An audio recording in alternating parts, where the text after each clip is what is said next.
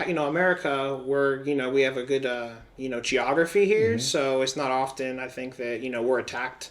We weren't attacked directly on our home base. That wasn't a state back then, remember? Oh. No, that's a territory. It didn't become a state until 1948. Oh, I didn't know that. Yeah. Okay. So it was a territory. Oh, wow. So technically, America has never been attacked directly. Because even when Japan took over some islands, the Aleutian Island chain, Alaska wasn't a state back then. It was I didn't know that. That's really interesting history. In 1948, Alaska and Hawaii became the 49th and 50th state. I see. So it was just American military. Yeah. It was a territory. Stationing out there. Okay, I see. Oh, man. I do wonder, and you can probably teach me something here with this, but, what was Japan's incentive, I guess, to doing that? Is it clear? Do we know, I guess, what the incentive was? Because it seems like a bad idea to get us involved in it. I don't know. Are you talking about World War II? Because we were, funding, right. What was their reason for... Well, what got us on the officially in World War II on the eastern side was the sinking of a U.S. cargo ship that were sending supplies over to Britain. And German U-boat sunk it. I can't remember the name of the ship offhand, but that was technically how we got into it because we lost American lives. Because we were neutral before that. Okay, we weren't funding. Were we funding? We were helping England. Okay, yeah, so we were funding them. I remember that. We gave them. They didn't have enough rifles for the military, so we had to give them weapons and stuff like that. Okay. So and then politically, we chose a side, but we weren't intervening directly with our military yet. England was definitely. They've always been which is weird. They've always been a big ally of ours, even though.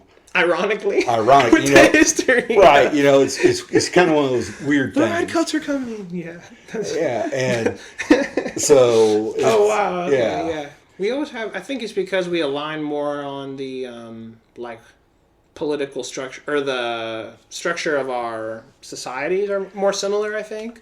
I don't know honestly because back then nowadays it's a little back then.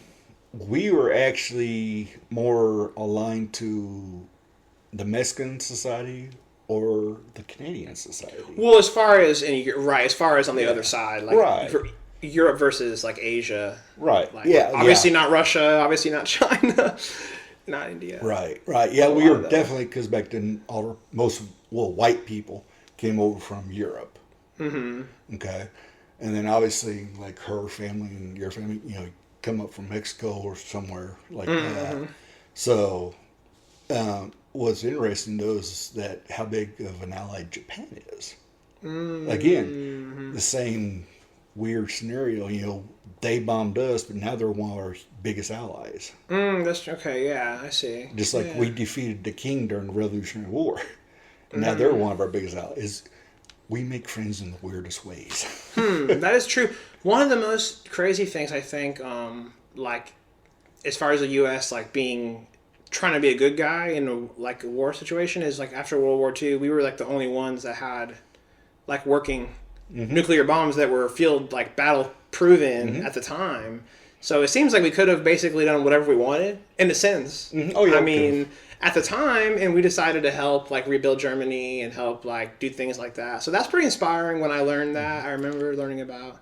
Well, we rebuilt Japan too. On Nagasaki and after we leveled Nagasaki and Hiroshima, we also paid to rebuild it. Right. So I do. That's an interesting. Have you guys seen Oppenheimer? Have you guys seen? No. It's good. It's good. Can't. I'm not supposed to watch movies like that. Oh, of course. Right. And so anytime she catches me, she yells at me. So that's why I told you it'd be interesting to talk to her too. No. Because I am so huge on history, especially military history. Yeah. And I can watch old war movies like World War II movies and stuff. Okay. Which doesn't affect me much. Okay. But modern stuff like Jarhead, Hurt Locker, anything like that. Yeah, I'm not allowed to American Sniper. Yeah. That's a pretty big one. See, I know that story though. But that's a pretty big one. Right. Yeah. But I totally get that. It's a lot more I mean, war was... that was my generation. War evolved a lot, obviously, from World War I and II versus now. Right. So, which, obviously, you got to... You were a part of. Can you speak a little bit to, I guess, like how you feel the evolution of, battle, I guess, has kind of evolved? That's definitely an interesting topic from... That's, that's the evolution on the American side. We don't evolve as fast as our enemies. Really? Okay. Yes. Okay. It's like during World War I, World War II, and Korea, there were really no ROEs, rules of engagement. Okay, if you saw a bad guy, you should put him down. Simple. Okay. Vietnam, we lost so many guys because the ROEs handcuffed us. They weren't allowed to, our guys weren't allowed to shoot unless shot at. Right, because there were civilians mixed into it. That makes sense. Okay. And that's our first battle where we actually battled non-combatants in front of combatants. They were being held hostage like a shield. So that was our first time ever experiencing that. Yeah. And from there to go all the way up to like the Gulf War, we really didn't have ROEs. The Marine Corps didn't. Okay. Yeah. Okay. Yeah. It was simple. Oh wow. We saw you with a gun, we put you down. I mean, logical if you're in a hostile environment. And it didn't matter if you're honestly a kid or an elderly guy. Which kids are used often. Yes, they are. A lot. Which I only know from seeing the movies, but then you look into it and it's true. Yes. I mean, which is sad. But ultimately, you can't risk your own men, your own, your own self. Yourself. I mean, yeah. And that's where, see, the PTS with my generation's different from the kids now. The kids now have it, in my opinion, worse because they know I got to look out for somebody trying to kill them, but they got IEDs. Oh man, those drones. Well, not even the drones. The drone footage is terrifying to me. But that's not in the drones. Yeah, you can hear and see them, but IEDs, like a 155 mortar made into an IED, will leave like a 15-foot crater. Oh wow! Yeah, that's just one, and they daisy chain these things. And I've had a lot of buddies go over there right before they retired, and I didn't know what an IED was.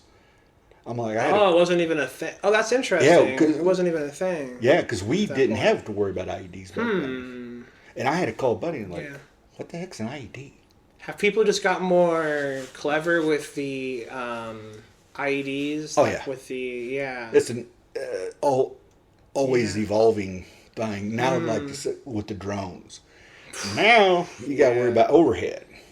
Right, and it doesn't take much to make a IED, improvised explosive device, right? And I mean that kind of is scary too, as far as I think about like with AI, how like you can learn. Like, I'm not going to lie, maybe I should admit this on camera, but after I watched Oppenheimer, I was like, I wonder if I can talk to, like, ChatGPT about the movie and ask about more specific details about how it works to, make a nuclear bomb reaction. And it would, like, tell me, and I'm like, I wonder where this is going to go. No, you can get anything off that now. Which is great. So then with IEDs, you have these people, like, if they have an internet connection and we're in battle, they can just... Like, it's not hard, honestly. Simple chemistry, right? Like it's not even chemistry. Yeah, you got different kinds of. You got to have your powder.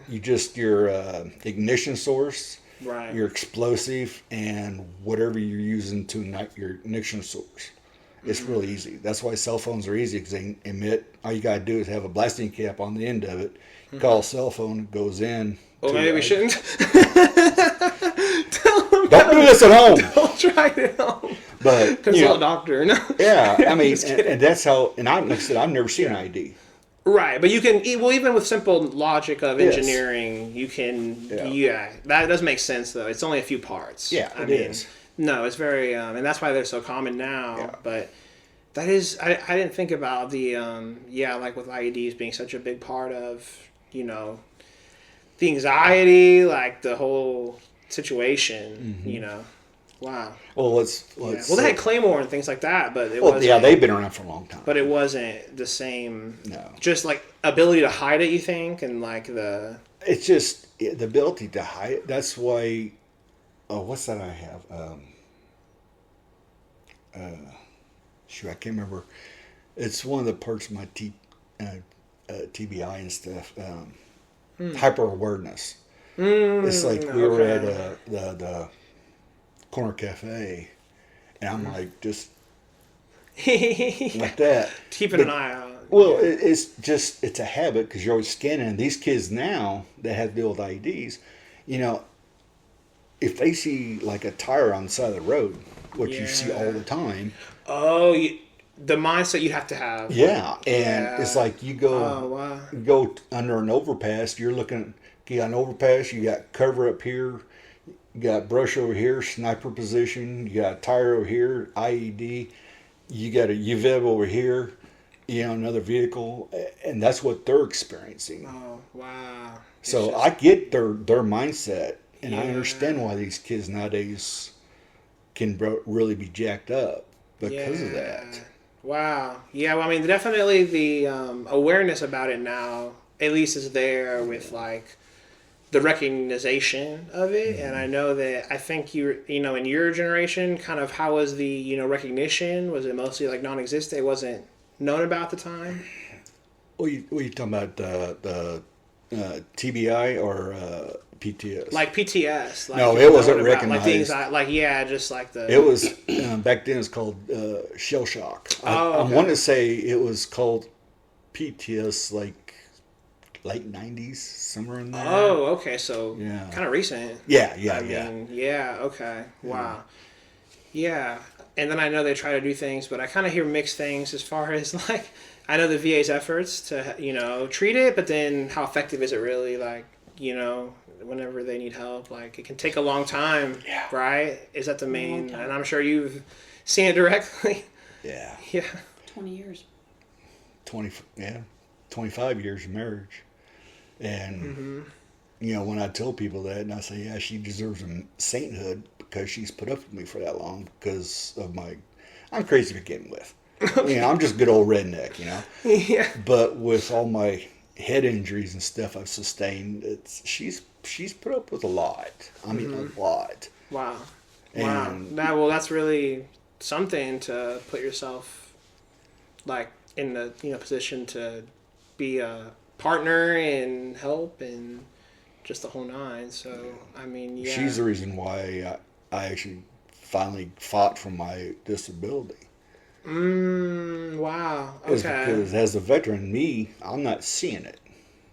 But I've done a few things to scare the bejesus out of her. Yeah, you mentioned a couple. Yeah. The patrolling, I know that's one of them. And so that's why I said, she could tell you the effects of what it has on family and, spouse and stuff like that. It's hard. It's really hard on my kids and on her. Yeah. She knows how to calm me down quite a bit. That's why I don't drive a lot in the city. She does most of the driving. City driving is a lot. Yes, it is. I hate it too. Yeah. Yeah. And it's like, she just calms me down. She puts like her hand on my arm like this. And just that kind of bring me back down. Oh yeah. And stuff like that. Like I said, it's hard on her. I've done things that she tells me about. I'm like, I didn't do that. Yeah. Because I don't remember it. Oh, I see. It blocks it out. Well, that's such a big blessing to find someone like you who is your life partner, and that's kind of how I always viewed it. Like when I'm looking for someone, like it's not just like your wife. I mean, it is your wife, but like your life partner. Like you go through everything. So kind of what was going through your mind when you're helping through things, and how are you navigating? Like how are you navigating that? Yeah. I just don't know. It's a love. Yeah. It's a blindness to everything else, and you see them go through something, and you want to help, and you can't reach them. And it's a helplessness on your own, and then you have to figure that out, and then you have to reach out to help him. Yeah, you got to navigate it, and each situation is different, obviously. So there's not exactly a manual. I mean, how do you go and through every learning that? situation is And completely different. yeah. Well, it's like waking me up. She knows that if you wake me up, you always touch my feet. And my kids, Amanda, our oldest, tried to wake me up one time when she was like, I don't know, 6, 7 years old, and she tried to touch my shoulder. And I guess Diane felt me or react or something, but I was coming up like this from what she tells me. And I guess she grabbed my arm or something like that. Oh, wow. Yeah, just because that was just your natural response. Yeah. Oh, wow. Because you kind of got into that fight or flight mode. And Well, it's always fight for me. of course. There's no flight. I mean, yeah. There can't be, right? Well, I mean, there should be, but there's no, not. I mean, not with... I mean, because you're obviously... I think you told me you were in the Gulf War, so, Yeah. I mean, I'm sure sleeping situations were not ideal. How long could you be up at a time? Like, would it be... Oh, jeez. Would it be... Yeah. I have no idea. Until your body's literally just gave out. Oh, wow. Yeah. It's like, as a Marine back then, I always call my generation the dark humor generation. 'Cause we're not the crayon eating generation. We're like the dark humor generation because we were taught by the Vietnam vets. Okay. And we literally could sleep anywhere, anytime, in any position. Oh, wow. Yeah. Oh, wow. So just sitting up, just catch a few minutes. And, Oh, yeah. Oh, wow. I'm assuming it was like, okay, you're saying so it's more like bursts, just like Oh, yeah. whenever Power you could, naps. like just boom, it's back to it. I mean, so we're talking, Definition of power nap.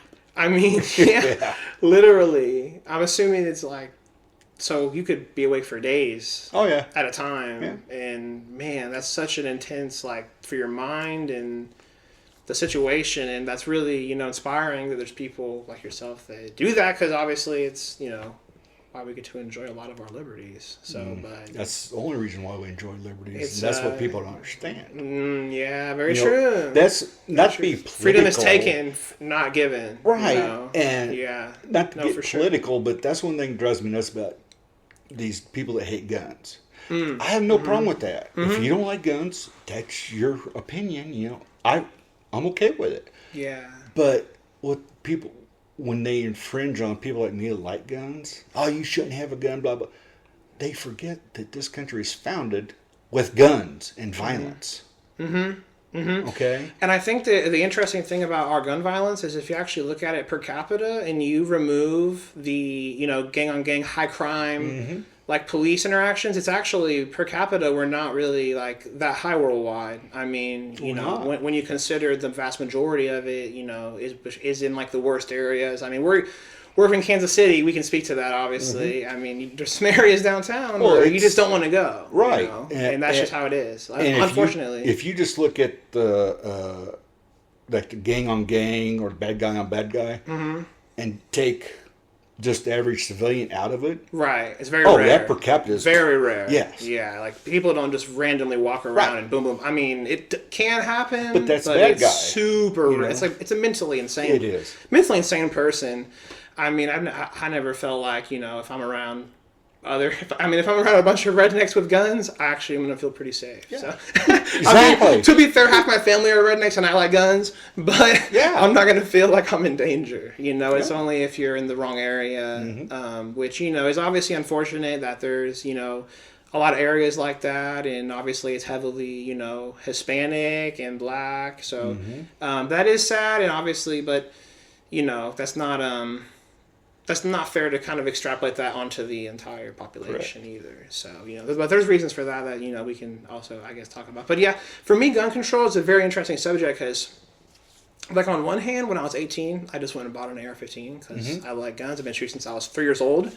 So I went and got one. It was like a little too easy, maybe. I'm like, should I have to take like a 10-question questionnaire here just to be like, are you mentally insane? There's really no way to evaluate a person's But then how do you do that? Right. Because then who controls the test? Exactly. Who controls what's okay? So then it gets really complicated. And I have a personal connection that I kind of told you about with guns whenever I was, 8 or 9. I was home alone with my little brother and my cousin, and someone broke into my house. They broke a window. Alarm goes off. I've been shooting guns, I was 8 or 9. I run to the kitchen first on the way, grab the knife, run to the closet, load up my dad's 22, and I see him in the window. Hey, I have a gun, and they take off. I found out later it was my dad's crazy ex-girlfriend. Which is insane. Yeah. But in the moment, I didn't know. So I'm feeling like it's the great equalizer. It lets people defend themselves against evil in the world. And that's why the first thing I bought my wife was a 9mm. So, Taurus G2C. Yeah. Right, it is for defending yourself. Yeah. And that's another statistic in like homes like ours, yours, and stuff like that. 9 out of 10 times, you're pulling the gun on an intruder that is known to you. Yeah. Like crazy ex-wives, ex-husbands. That's an interesting statistic, though. Yeah, it's either like family or something along those lines. I have a buddy that he first time he shot or drew down on somebody as a civilian, it was his wife's ex-husband that was trying to break into his house, and he double tapped him when he broke through the door. He told him, he screamed, "I have a gun," blah blah blah. Oh wow! And the dude kicked in the door and had a brick or something in his hand, and my buddy double tapped him. Oh wow! And fast forward, but he lived. Did he? Yeah, okay. I always tease my buddy. Good. I'm like, you need to go to range more. Need a center mass, Right. Right. But fast forward a few years, and you'll find him on case now, unfortunately. I ain't going to say his name, but now he's in jail on trial because his wife's son came at him at a party with a knife, and he shot the kid, killed the kid, but unfortunately he also shot his wife. What? She lived. Oh my gosh. But because he shot her, she got in the way protecting her kid, like most moms. And now he's on trial for attempted murder, if I remember right. Oh wow. So. Oh wow. Man, yeah, there's a lot of cases like that don't get as much light in the news as far as people actually defending themselves. Like, well, you never hear about that. Good gun owners, and I actually like to. When I was maybe like 19 or 20, I started watching this channel called Active Self-Protection on YouTube, and it kind of changed my whole perspective. It's like either body cam footage or like camera footage of interactions gone wrong, and like some of them are just unfortunate, some of them are police, but some of them are civilians like defending themselves against either an attack or this one. There's a lot of them. Go look at Active Self-Protection. But these women were getting these kids into like a daycare, and this dude comes up and tries to just grab one of the kids, and he has a gun too, and he's not paying attention. And I guess one of the teachers like pulls one out of her purse, blasts him in the chest, and I'm like, thank God. This guy was about to take a kid, and if she didn't have a gun, and even if he's just a man like with a knife, you could have never have a chance to defend those children. And those happen, every day, but you just don't hear about them. And I think, when we got married and we bought the farm, one of the first things I did was I got her a Taurus 380. Oh, Taurus as well. Thunder. Oh, okay. We like Taurus. Yeah, they're good. And I taught her. She never fired a gun in her life. Oh wow. And now, if she gets a pistol. Now, granted, if it's somebody trying to break in the house, chances are she's not going to shoot. But if her grandkids are in the house, she's going to blast you back through the door. Because I believe the scariest moments for anybody is a pissed off mom with a gun and you're trying to hurt her kids. Mm-hmm. Oh, okay? Man. Yeah. Think about that. Yeah. That's not good. That is the most vicious opponent you could go against. Because guys, we got the macho thing going on, blah blah. But a woman, nah. Yeah. Especially when they can shoot like her. Coming into the house and her grandkids are there, it's not going to be a good day for you. Oh wow, that definitely takes work too to get there, to get proficient. From the best. Yeah. And definitely. With the 380, she was shooting 20 yards like groups like this. Really, irons? Yeah, iron sights. Oh wow! And now she has a 9 also, and she has 2 9s now, don't you? And that's even, I mean, her pattern's even like this. Whoa, Oh, yeah. at 20 yards? Oh, yeah. That's really impressive, actually. Yeah. I think my groupings are probably around 3 to 4 inches at 15 yards maybe with my 9mm with irons. We shoot quite often at the house. Yeah. Oh, man, that's awesome. We I'd love love our to shoot. backyard. I'd love to get a lesson from you sometime on how to shoot better. I mean, Yeah. I'm an okay shot, but We got a range in our backyard. What? Oh, wow, that's awesome. Yeah, I've been working on my low ready to on target shot time with my AR. I have a red dot on there, which I've really been liking the red dot.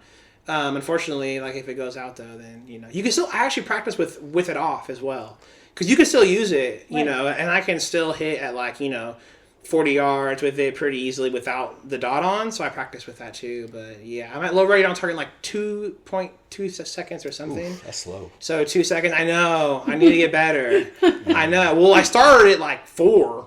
And I've been working it down. But what's a good standard? I was going to ask you, what's a good number? From low ready to on. With a rifle? To hit. From low ready to hit. About 0.5. Really? Yeah. What? Yeah. Oh, I need you to teach me. Yeah, I need to learn. I need to learn the ways. Yeah. Man. Because one of our ranges we go to for my job, we go from the holster with a 40, from the holster 3 rounds out in 2 seconds. What? Yeah. From the holster? From the holster. Oh my gosh, that's so fast. Yeah. I saw this video of this professional shooter guy who actually... Oh God, those guys are crazy. Yeah, well, did you see one? I think he was in Brazil or something. I can probably link it down below in the video, but he got involved in these guys tried to, he got involved in some street thing, and he pulls out and it's looks like he's cheating in a video game. It's it's so crazy how fast. Oh, I don't know. It's so insane. I can't remember this guy's name, but he's a competition shooter. Yeah. And you literally can't even see him take his pistol out of the holster. He's so fast. That's yeah, man. And he's going from now. These guys lead way back, and they're all they got to do is like that. Oh, wow. As where we're in the what we call interview stance, we're standing there talking to you, and all of a sudden, oh crap. So because they can shoot from the hip? Pretty much. Oh, but with accuracy. Yeah. Wow. Oh man, that is like a cheat code, honestly. Yeah, it is. You'd never see it coming. But I still wouldn't want to go against them. Wow, right. I know that's but wow. When I was in the Marine Corps, my second school I went to was the NATO security school. And back then we had the old 45s with leather holsters and stuff, okay? And we had to go from the holster out on target and have 2 or 3 rounds on target within 3 seconds. Oh, wow. And that's from a leather holster. Oh, my gosh. Oh, man. That's insane. Well, I'm definitely going to have to set my new goal for at least a second.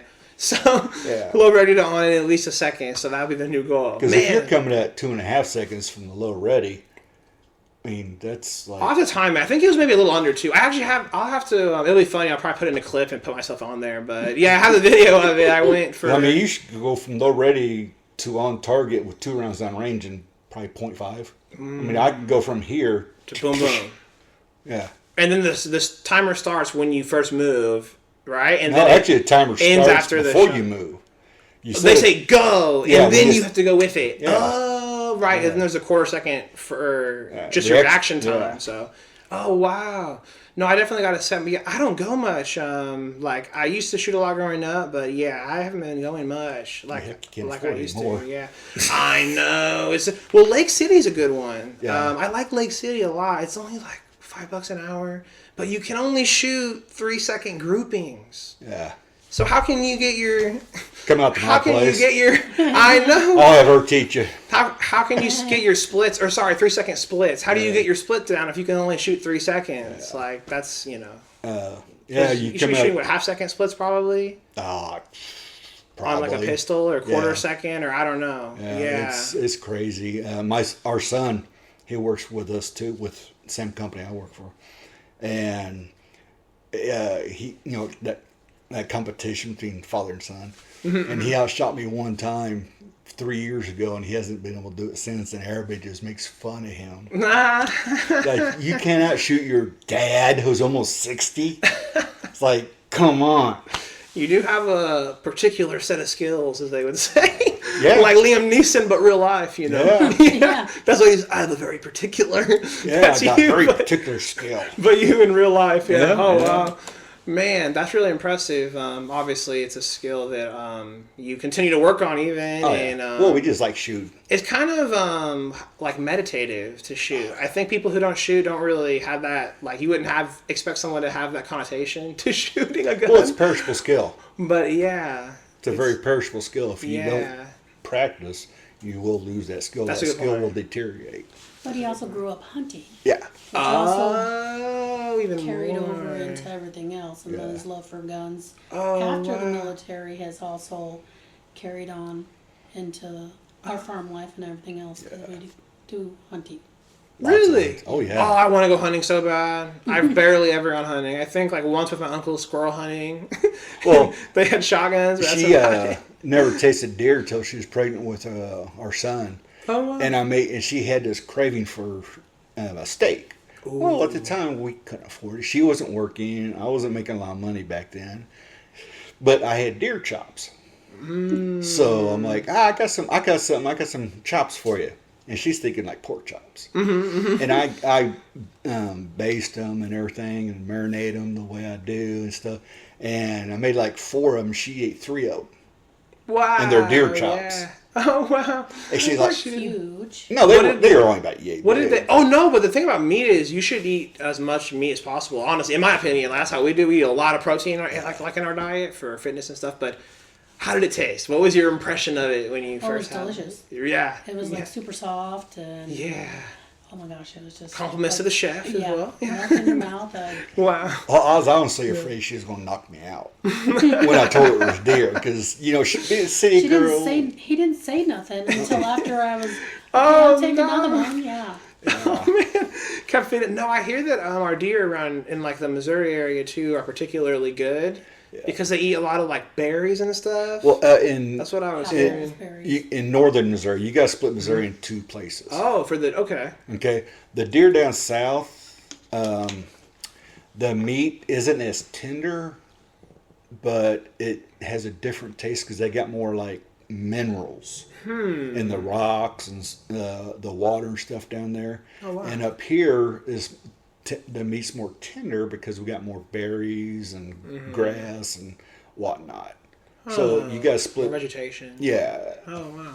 Wow, that's interesting. Yeah, man. Yeah, I'd love to go hunting. I definitely want to learn. My 9-year-old son has been more hunting than me in Texas. With his mom, they took him hog hunting. Oh my gosh. Yeah. That's crazy. Yeah, he's like, I was shooting at the hogs. So I want Yeah. to do that so bad. yeah, it seems. I mean, it's actually and it might sound cruel to people, but it's actually needed Oh, yeah. because they'll run through, kill like house pets and everything, Well, it's farms just- and chickens. Farms. Yeah. They'll just kill everything. Vegetation, right? Oh, they'll yeah. ruin all your crops. Yeah. Yeah, You'd and be they surprised how strong a pig is. and they reproduce so fast. I think yeah. they can reproduce like at 6 months 12. old. Yeah, and Yeah. you can get 12 in a litter. Oh my Yeah. gosh! So a 6-month-old pig can birth 12 babies. Like, And they can then you do the birth- math on that. and- Right. They can birth every 4 months.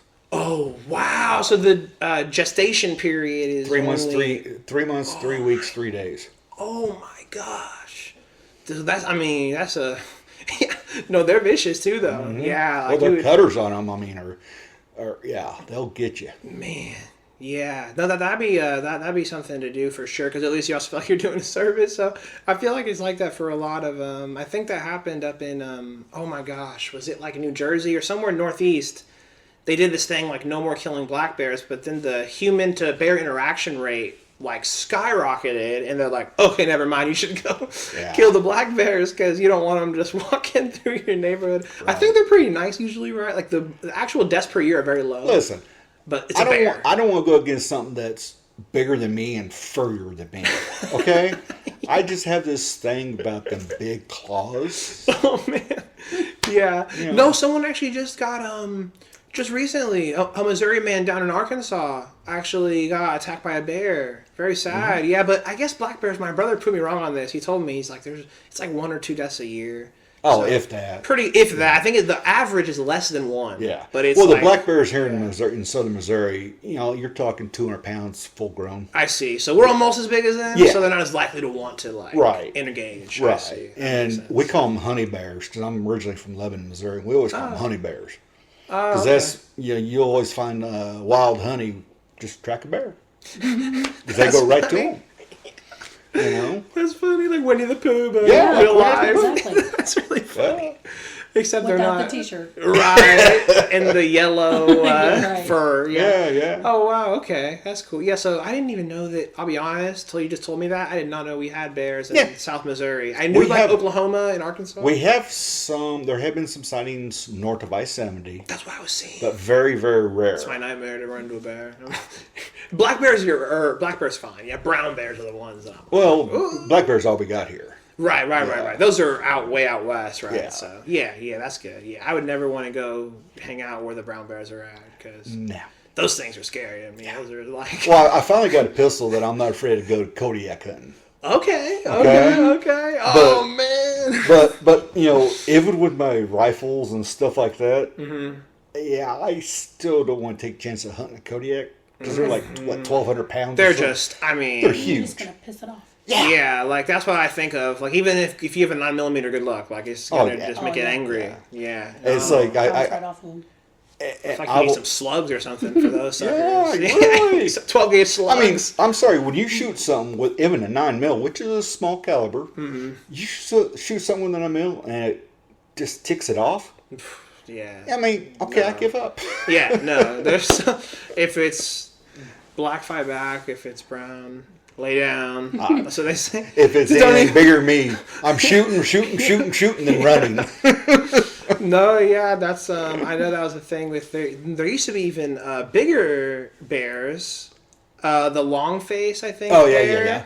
Where people couldn't even pass along like that strait. That connected North America up in with the ice bridge and stuff. Yeah, Alaska, and Russia. Yeah, like they lived around there, I think. Yeah. And they were even like they were huge. even more like those are just real life monsters. To me. Yeah, they were like what 2,000, 2,500 Oh, pounds, I think so. something like that. Yeah, like 12 feet standing. Yeah, they have like the statue of them at a. I'm sorry, museum. there are certain things that are meant to go extinct. I know, right? Yeah, don't bring those back, man. Not good. They're bringing back mammoths, I guess. That's what they're saying.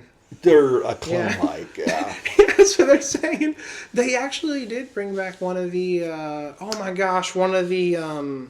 Is it like a wolf or Oh something? yeah. Light? No. What are they called? You saw that? I know what you're talking about. Yeah, they like used the DNA and they basically made these. I know it's on the tip of my tongue. It's Like a Jurassic Park thing happening. Essentially. With these wolves. It's like a Norwegian or. It's not like a diber, is it? That doesn't sound right. No. Diber wolf? No.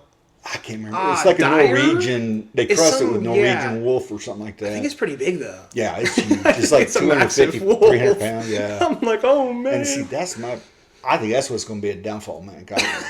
You just doing start stupid stuff like that. bringing back all these crazy. I was going to bring back a T-Rex. Yeah. It's like, they made a movie to show us that was bad. Thank you. I mean, already. If you can't learn from that, come on. That's how I feel about like iRobot and what's happening right now. I see these Tesla bots. You see these movies, but yet AI is getting so. Oh yeah, we watched the Terminator movies and it feels like way too relevant. Watching those, the older ones, the 1, 2, and 3. Yeah. Yeah, I'm like, it's ooh, crazy. it feels a little too close to home now. Right. Yeah, no kidding. And I say that, but I use AI at work every day, so. And then I just made a function to auto-scan these documents we were manually keying in, and I trained this AI to do it, and it's pretty cool. Yeah, it's a myaidrive.com. So you just you're talk part to of the it. Sky Network. Probably am. Honestly, I gotta hop on the train. I'm gonna get on I gotta hop on the train while I can. Maybe I'll let Elon chip me and like I can merge with it or something. Have you seen the AI robots they're trying to make for the military? Oh well, it's crazy. They're actually trying to make so we don't hit sin in humans. Yeah, which they're way off right now. Still. Of course. But I'm like, okay, a war has never been won without boots on the ground. True. Okay. Okay, right. Never. Like, well, We've never won a war without boots on the ground. Nagasaki might argue, but no, we didn't have boots, but it was boots already in different areas of the world. They just saved, fighting. 200,000 people they estimated? The invasion of Japan. Right. And that's all they did. But we had boots on the ground through the whole island hopping campaign, Guadalcanal and all that. So we already had boots on the ground. We've never won a war without boots on the ground. Okay, that's fair. Yeah. And to me, AI, what's not to say that the enemy's not going to capture it and turn around? Like drones. Oh, if they can hack into them. Yeah. Oh, yeah. That's a big risk. I mean, that's a big risk. So, yeah. I'm an idiot when it comes to computers like that, but there's people out there, hell, we built an atom bomb from nothing. Okay? Yeah. So what's that going to look like? Do you think it's likely? Oh, sorry. What were you going to say? You can do it to humans. So how can you not reverse and make everything different on a computer? Yeah. What do they even have that we don't know about? Because, of course, you can imagine they have... The government, by they I mean the government, there's probably things that we can't, The scariest thing to me, I do wonder. as far as talking about government, is weaponization of viral bacteria. Oh, yeah. Oh, it's very... Stuff like that. Oh, yeah. Chemical warfare is the scary... When I was we had to go through what call NBC. Now that's something else. But nuclear, biological, and chemical. The nuclear, whatever. The chemical, whatever. But biological, I'm sorry, that scared the bejesus out of me. No, because it's an enemy you can't even... You can't see. Fight, you can't see. You can't prepare. You can't even know. It's like nuclear, it's like, I'm screwed. Okay? Yeah. Chemical, mustard gas, cyanide, whatever, there's detections for it. And you pretty much know you're screwed. But biological? You're just like... Oh no! Yeah, right. Oh my gosh! And that's crazy that COVID. I know when it was first happening, I was like, I'm about to buy a hazmat suit. I didn't know what was gonna happen. I was so scared. And luckily, it was obviously tragic, but luckily, it wasn't as bad as what it was. They were first saying about it. I remember it's pretty much the flu. Yeah. So I'm really grateful for that. But can you imagine if it wasn't? It was so contagious.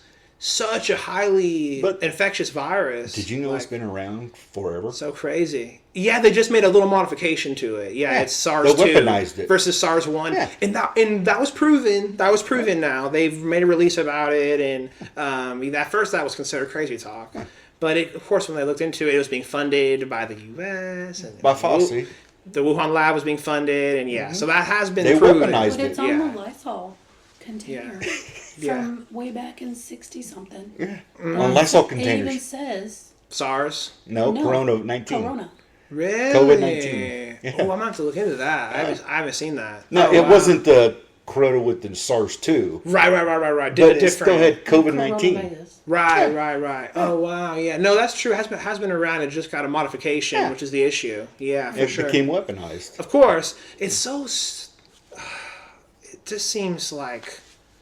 How stupid of monkeys are we here? That's all we are. I couldn't help but think.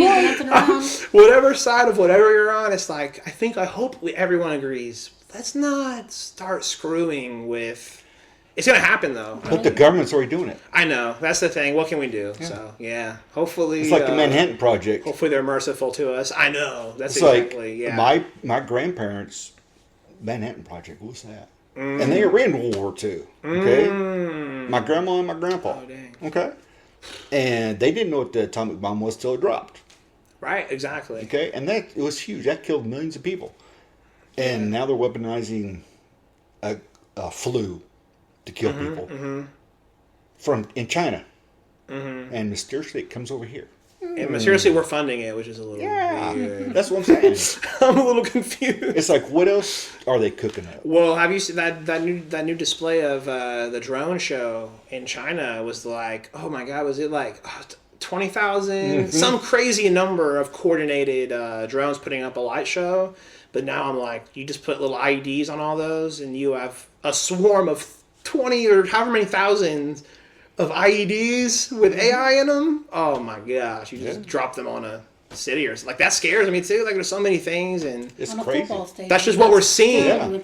That's just what we're seeing. Like she said, on a football stadium. See, I I love the Chiefs, and I love football. When our son was playing football, you know, he was a captain and all this stuff. Oh, wow. And I have issues with him going to a high school football game.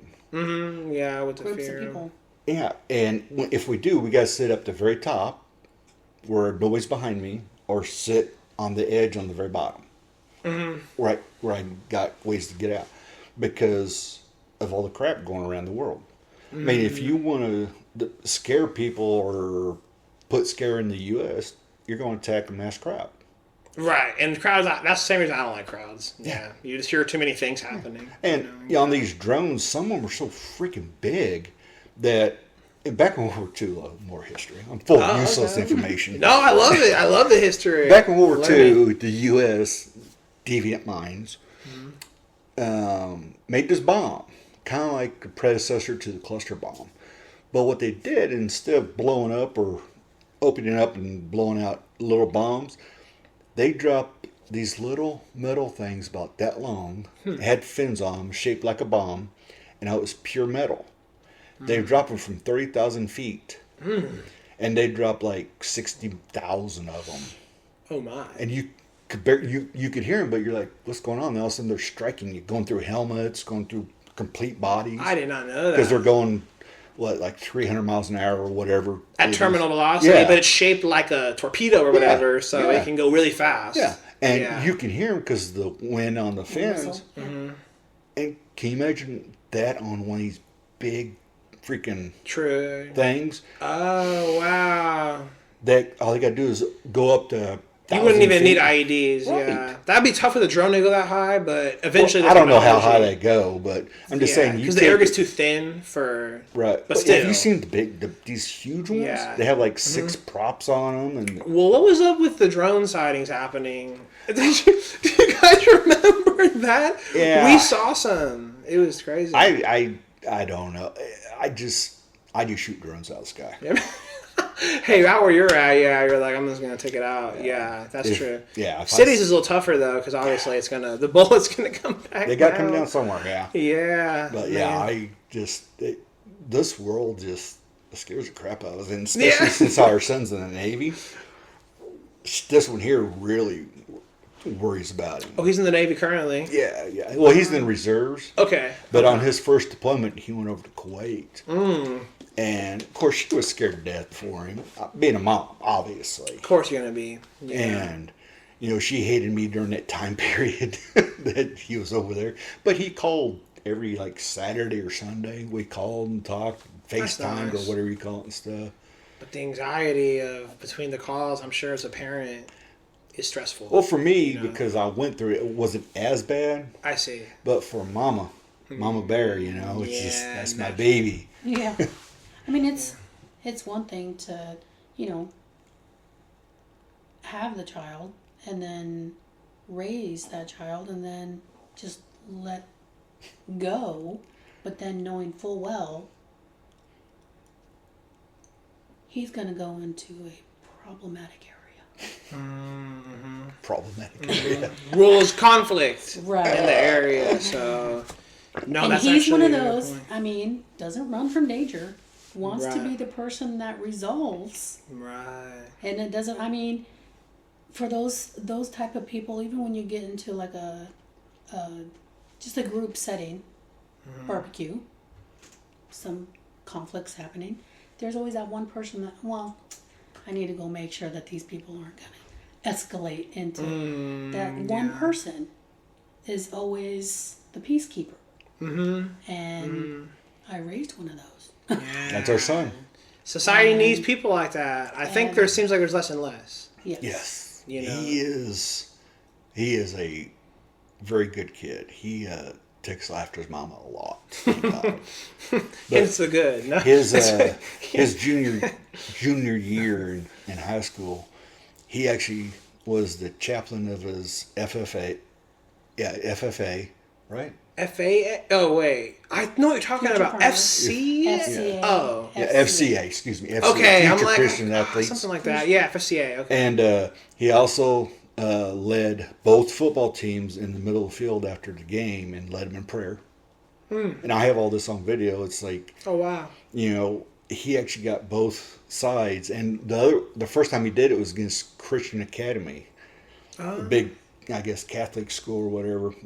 Polo just got walloped by him. Oh. And our son, went out there, went to the other side coach and said, "Hey, can I lead your guys in a prayer in the middle of the field?"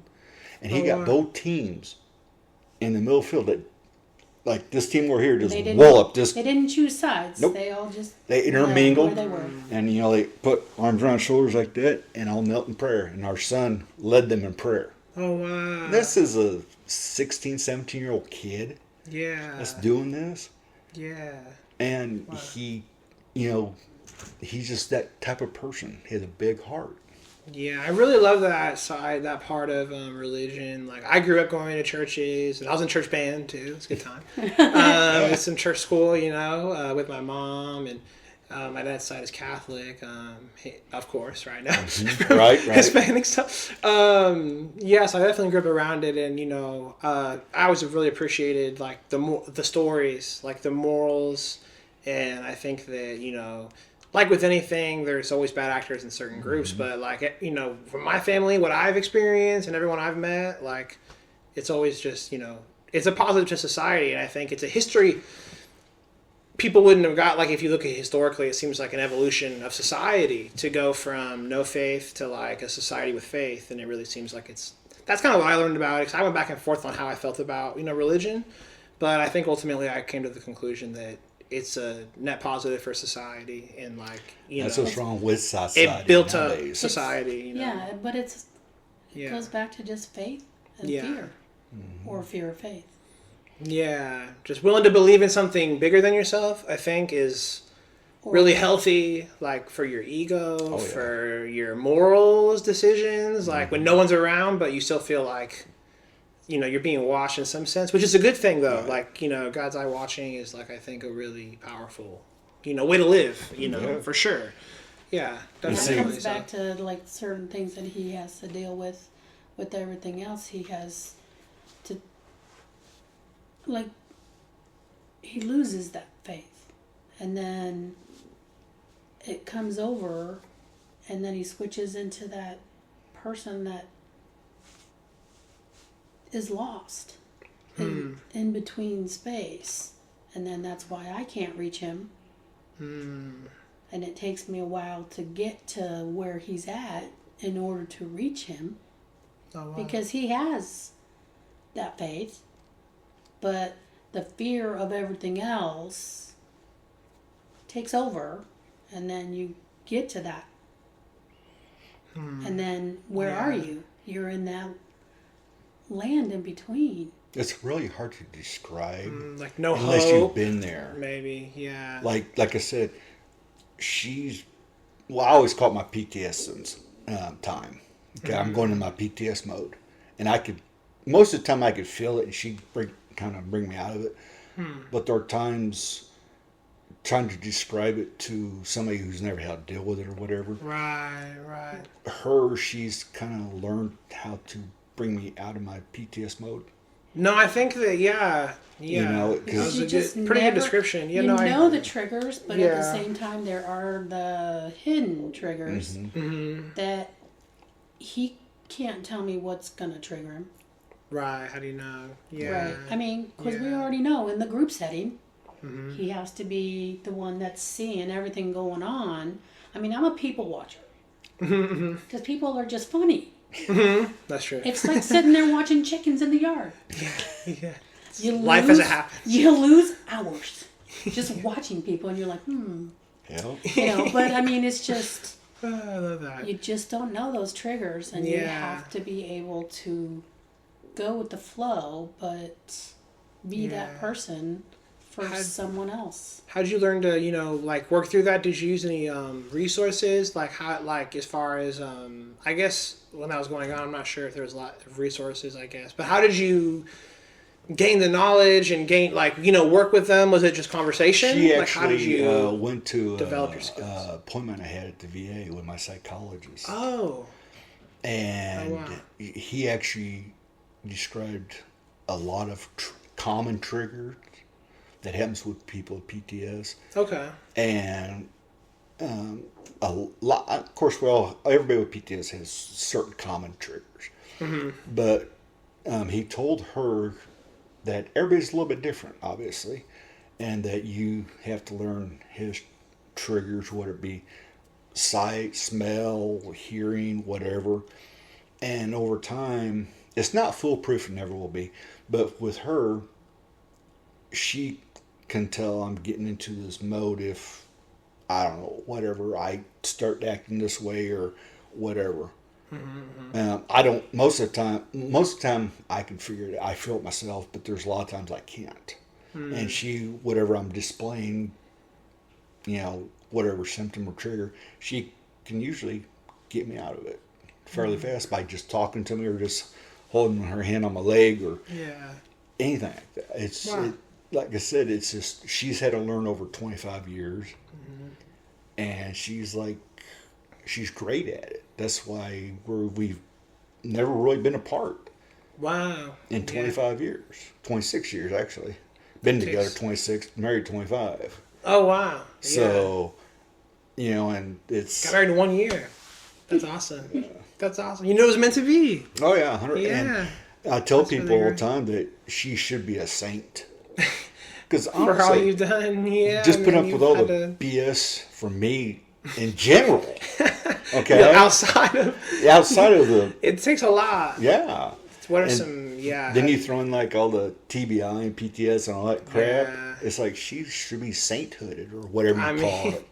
That's awesome. That's a great way to, I think, to perceive your partner. Because obviously you've done so much and so much for each other. And how what are some things you guys can say as far as 25 years is I'm only 27, so and you guys have been together at 26. That's a long time, and how do you guys make it work, and working through disagreements, and obviously, like you said, even things outside of PTS and things like that. Well, one rule we had from the get-go secret sauce was never go to bed mad. I like that. Okay, that was one rule we had from the get-go, and everything else is just compromising. Take for instance church. I will not go to a Catholic church because she was raised in a Roman Catholic church. Okay. Makes sense. Hispanic. I was raised in a Baptist church, completely different. Okay, she will not go to a Baptist church, so we had to learn to compromise, and that's how we found our church for over 20 years that we went to. Oh wow! So you guys went and found one that you were both. Yeah, and that's how we stayed together for so long. Wow. Yeah. It's compromise. If you're as different as we are, like mud and water, okay? Seriously, she's a city girl. Yeah. Her school is bigger than my hometown. Really? Oh, wow. City girl and Hispanic versus small town. Yeah, small town redneck. Yeah. And I'm from Illinois. Moline, Illinois, Quad Cities.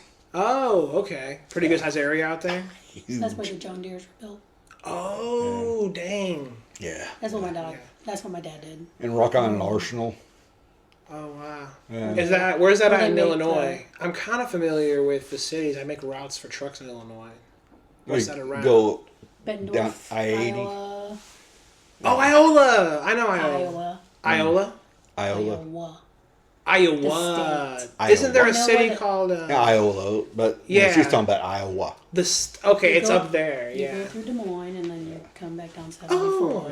Okay. Yeah. That makes sense. Yeah, that's like the fastest way, huh? Yeah. You gotta cut across because if you don't take I-70, you gotta. It's like 4 cities. Work up north pretty fast. That are considered not really one city, but that's why they call them the Quad Cities. Oh. Because you got Moline, Rock Island, Davenport, and Bettendorf. Oh, I know Davenport. Okay. Yeah. We have some stores out there that we work at. Okay, that's cool. Yeah. Wow. I think that it's interesting you talking about your guys' religion and kind of growing together into that. Mm-hmm. That's really interesting for me to hear because one of the things I say is about your partner is sometimes the things you love about them are things that you have to learn to also kind of, because obviously you probably like that she had faith and that you were both people of faith, but it was fundamentally different, so you had to both grow and agreeing to that. So that's a very interesting metamorphosis. It is weird how just love works. Mm-hmm. And it grows. True love. Yes. Not lust or fascination. It has to be true love. Yeah, which requires change, compromise, and I mean, at the end of it, you're not going to be who you were in the beginning, but hopefully it's a better person. Right. Well, I love you is just words. Yeah. Yeah, it's going through the tough. Yeah. But I'm in love with you. Mm-hmm. There's difference. Mm-hmm. Yeah. No, that definitely makes sense. Yeah, I think that it's not the, like you said, like interest or fascination. It's not that, it's being able to say you're wrong. I wouldn't throw myself into harm's way like he would. Like he said, it's different for a mama bear. Mm-hmm. But he's the type of person that would throw himself into harm's way. But on the family level, it's even worse. Mm-hmm. Like he's that bear. You shoot him, he's gonna attack you even more. He's not just gonna attack you to attack you. He's gonna attack you to rip you to shreds. Yeah, it sounds like. So that's yeah. And I don't care who you were. Yeah. Up there in our area, I know pretty much all the county sheriffs, all the local cops, the highway patrol, and I find out when my kids do stuff. I say they can't hide it. Right. And they actually could, because of all the law enforcement officers up there know how I am. If my kids are in the wrong, I'll light them up. But if the Leos or teachers or whoever are in the wrong, I'll light them up just as fast. Yeah, gotcha. And it's like we had one of the locals come up and say their youngest got into an accident and that it was never reported, so she left the scene. I'm like, left the scene of an accident? What private property did she hit? Mm-hmm. Well, she didn't. She just went into a ditch, and then I'm like, well, that's not leaving the scene of an accident. Right. That's not even an accident. Right, no one got hit. So. Right. Weird. No personal property. Right, nothing. Nothing. So and he was like, no, I still leave it. Like, okay, well, give me a ticket and we'll go to court. I'm like, you know how I am. You're going to lose. He goes, well, there was nothing there and no cameras, nothing. So I'm like, so just tell her next time. I'm like, but someone saw it from somewhere, and I'm like, yeah, someone saw it. She went into a low ditch around the corner and scraped up on the car. Mm-hmm. And that's what they saw. But that's just called a mistake. I mean, just an oops, like a curb check or something. Yeah, that's silly. Huh. Yeah, do you tend to find yourself having, I guess, good interactions or like shown respect from, police officers, especially with your status? Well, we had our youngest, we went in to a beginning of her second grade year. It's toward the end of the first quarter, we got called into the office about her. And teachers are there to teach, okay? Not make excuses. They're educators. Their principals are educators, okay? Counselors are there for counseling and to educate. And the two teachers she had for second grade kept making excuses. Oh, she's too young. She's just too young. Because she's one of the youngest in her class. Oh, I see. Okay? And the principal saying, well, she's just too young. And maybe we should put her back in first grade. And I lost it. Because at the end of the first grade year, I asked everybody, can she move on? And they're like, yes, with a little bit of work and stuff, she should be fine. And now here we are, not even halfway through a year, and you're telling us you want to put her back in first grade, and because she's too, and you're making excuses. I looked at both the teachers and told them, this is your fault. And I looked at the principal and this is your fault. And I told the teachers they need to retire. And I go, get my kid now. I yanked her out of school, and Diane homeschooled her for the rest of that year. Really? Yes. Oh, wow. Was her grades okay, though? It's just that she was young? No. She was failing. Oh, I see. But it's like, what are the teachers doing to help? Yeah. Oh, yeah. And I'm like, how does she get 3 Fs? And come to find out, later that year, right, second grade year, we had her tested at Children's Mercy, and she has 2 of the 3 forms of dyslexia. Like I do. Okay. I got severe dyslexia. Yeah. And it's where you can like flip things and it makes it tough to like your eyes to read. Yeah. And we got it diagnosed, officially diagnosed. And now the school actually has a special ed teacher.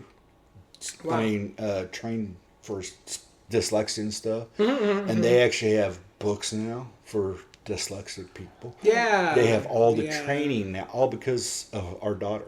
Wow. And I told It's going to help a lot of kids. and I told the Yeah. principal that she needs to retire. Stop making excuses. The superintendent was based at that school too. Yeah. Oh, So wow. we went straight to the superintendent. We went to everybody.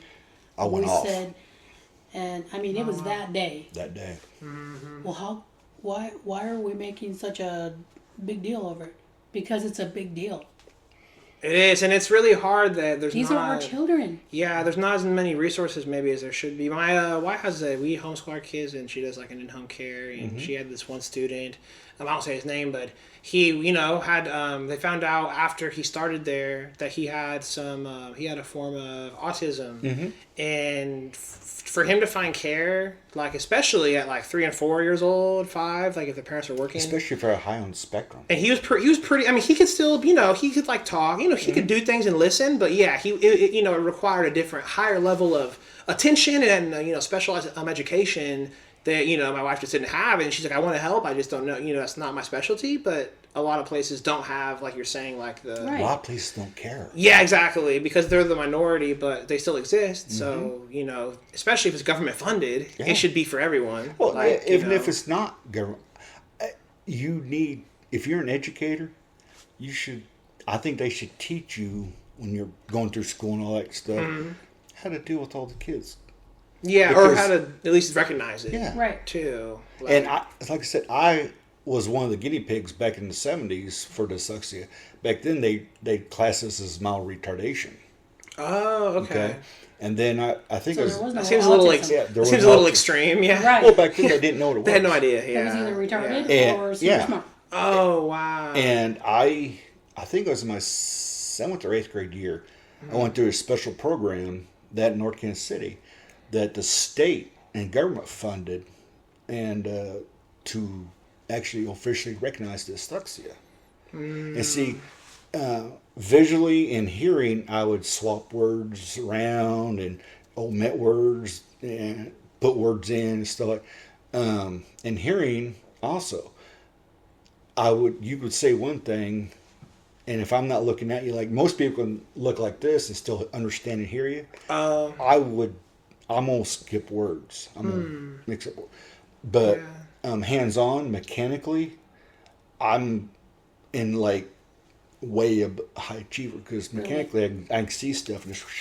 Yeah, I would actually say it's more even the issue with your daughter or yourself or the student, because he was really good at things too. So I think that it's more of the school system is so rigid, or like the way it's designed.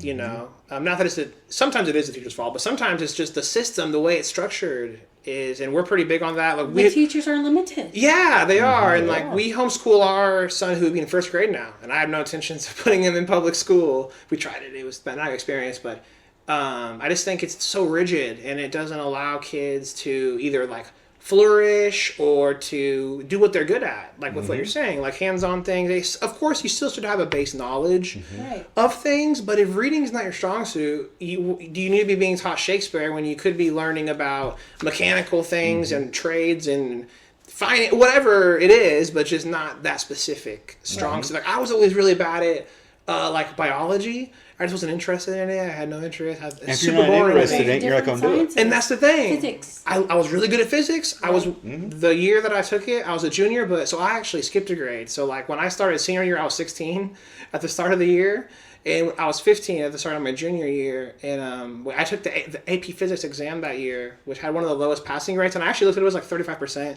something, but I passed it. And I was a year younger than everyone else, but yeah, I'd be getting bad grades in the classes that I didn't care. And it's like, why am I wasting my time in biology or chemistry when I could be piling on physics right now? Or Right. yeah, It's funny you talk about getting bad grades, but yet you knew the subject, you just weren't interested. that too. Our I son, got a D in AP Physics, but I passed the test. our son, beginning of his 5th grade year is like 1/4 in, and he's making Fs. And we're like, I'm just scared that he has dyslexia too. Oh, I see. So we had him tested. the person doing the testing, after I think a couple of weeks, they called us in with the results, right? Mm-hmm. And the psychologist called us and said that in 5th grade, his average mean is medium freshman college. Oh, wow. In 5th grade. And the psychologist said his problem is he's bored. Yeah, that's a big one. That's a very big one. Yeah. Because he would do the work. Yeah. But he never turned in because he's bored. And the problem is the schools, most of them don't have a structure where they can actually feed that kid who wants more because they just need to make it an average for the class. Mm-hmm. Right. Well, see, Polo didn't have a gifted program at the time. A lot of them don't anymore. They didn't have a slow? Nothing. It was just, you better be in this box. Right. Yeah. Or else you're and don't step out the line. Either misbehaving or dumb. Well, that was his issue. But, I was up there literally every day because he was misbehaving. He did 3 weeks. He did basically a year's worth of work in less than 3 weeks. Yeah. And ended up with an A+ in the class. Oh, wow. Yeah. I mean, it's like...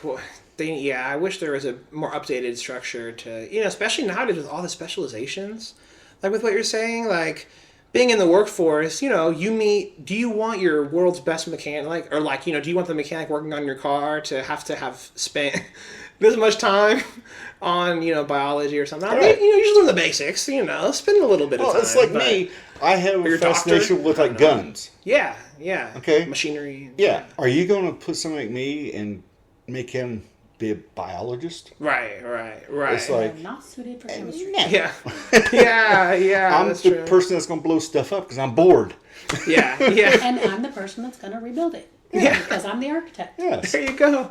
Oh, wow. Yeah. So, society, and that, unfortunately, especially with the way all the political correctness BS is coming in, like with the critical race thinking, or whatever that stupid thing was called. Oh yeah, they're kind of going. I think they're kind of backing off of it now. They are. It was like a wave. It was, and I went to our school board meeting because if they would have voted on it, I was going to lose my mind because it was BS. If you actually read the material that was required for it, it was pure BS. It was politicalization of our kids.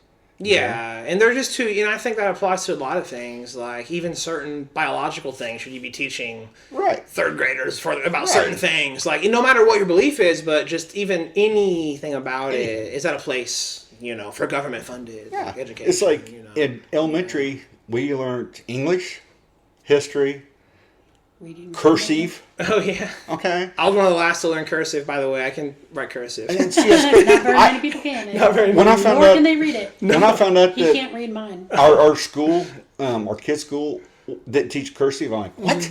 Yeah. It's like, isn't that standard? I'm like, are you serious?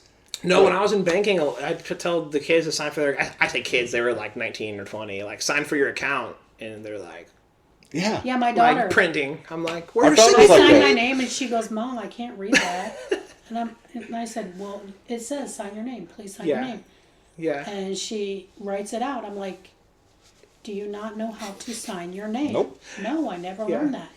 Oh, And she goes, I can point at you for that, Mom. I'm like, "No, you cannot, because I taught you." No, it's actually funny enough, it's actually people, it's pointless, but no, when I was in banking, I was a manager, and like I would catch a lot of fraud because you verify the signature. Like if someone tries to come in and cash a check on a business or something, like you would actually look at the history of the people's signatures And the arcs and all the little details, and you can see like, ooh, and then if it looks suspicious, I would call the account owner for approval, and I caught a lot of fraud like that actually. So it's a security thing too. And now with the way that people sign their names, and they just sign it. It's too easy and to then, replicate. Like you sign it, and they go, "Oh, it'll accept anything. You can just put an X if you want to for your signature." Oh, that is funny for like credit cards and stuff. And I'm like, why did I even? I'll guarantee you ain't going to forge my name. With the way your signature is, Well, back when I was in the military, everything was on paper in triplicate.